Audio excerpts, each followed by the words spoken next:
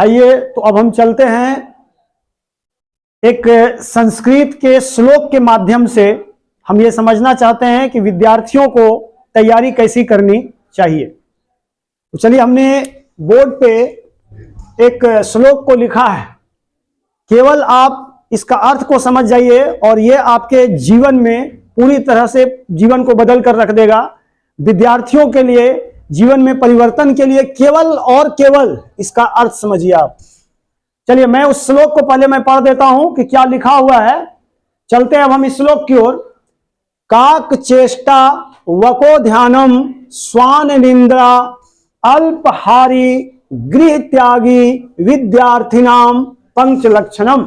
सारे लोग कहते मैं विद्यार्थी हूं, मैं विद्यार्थी हूं। क्या सर, आप एक भी तो लक्षण इसमें बताइए कि आप विद्यार्थी कैसे हैं। क्योंकि मैंने 2-3 में पढ़ा था कि एक प्यासा कौवा था, जो कौवा पानी की तलाश में भटक रहा था इधर उधर, लगता है कि अब न तब प्राण निकल जाएगा। इस स्थिति में उसने अपने बुद्धि विवेक और ज्ञान का परिचय देते हुए देखा कि बगल में कुछ कंकड़ के ढेर रखे हुए थे वहां से, और उस घड़े में पानी काफी नीचे था जहां उसको अंदर जाना या उस पानी को पीना संभव नहीं था।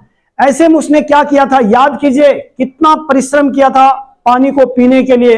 आपको भी वैसा ही परिश्रम करना है लक्ष्य को पाने के लिए। उन्होंने एक एक कंकड़ को उठा करके उस घड़े में डाला, और डालने के बाद वो तब तक कंकड़ डालता रहा जब तक उस घड़े का पानी ऊपर नहीं आ गया, और तब जाकर के कौवे ने अपना प्यास बुझाया।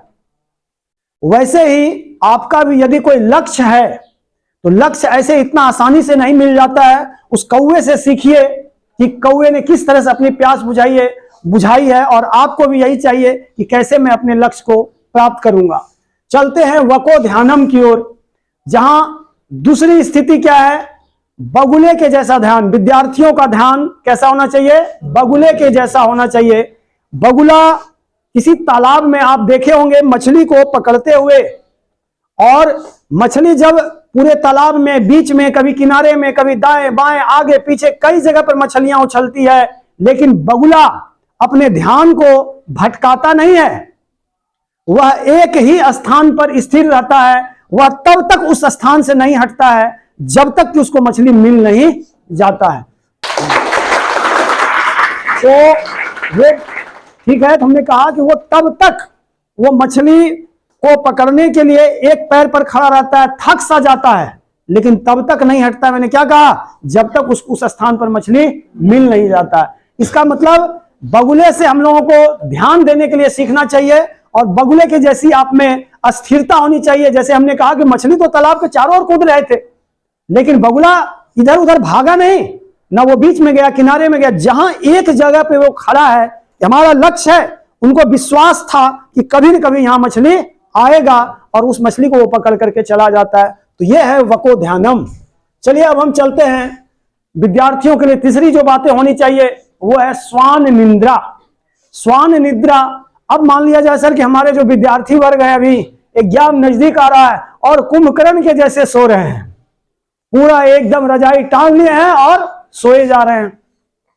उस हंस से सीखिए, उस श्वान से सीखिए कि कैसे वो केवल अपने मुंह को पंख के भीतर घुसा कर रखते हैं और एक पैर पर ऐसे सो जाते हैं। जरा सी कुछ आहट होती है कि वो तुरंत बाहर निकाल देते हैं अपने आप को। तो सीखिए उससे कि इतनी गहरी निद्रा में ना चला जाए कि आपकी तैयारी ही ना हो। अभी नींद का त्याग करना पड़ेगा, क्योंकि वो समय आ चुका है जहां आपके पास 1 महीने का समय है, और लक्ष्य को पाने के लिए मैंने कहा जितने भी विद्यार्थी का लक्षण है, मैंने कहा आज के विद्यार्थियों में वो एक भी लक्षण हमको नजर नहीं आता है। चलिए अब मैं चलता हूं अल्पहारी की ओर।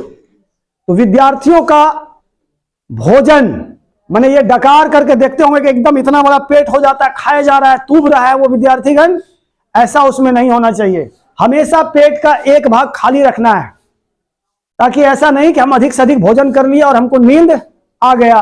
तो इस प्रकार क्या है कि आपको हमेशा पेट का एक भाग क्या करना है, खाली रखना है, ताकि नींद हमको सताए नहीं और फिर क्या है कि आराम ना आ जाए शरीर को, आलस्य में ना आ जाए शरीर को। इससे बचने के लिए विद्यार्थियों को क्या बनना है?